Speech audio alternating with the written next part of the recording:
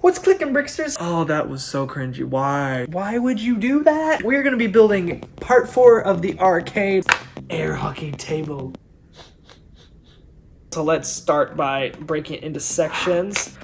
Here's the main portion. Basically all it is plates and tiles. These are the side panels. These are just like little slopes. And this is the middle, the decoration. Guys, be creative, whatever you want to put there. We're gonna put these around the sides, so that kind of is the border of the table, so that's pretty easy.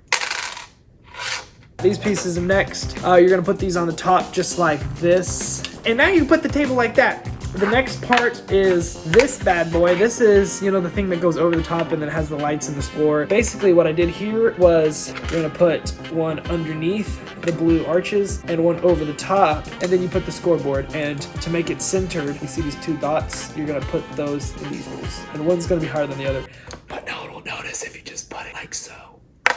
This video is sponsored by me, my Lego store. So if you need pieces, you know, you can get those there and order some pieces. And we also have the fastest shipping this side of the Mississippi.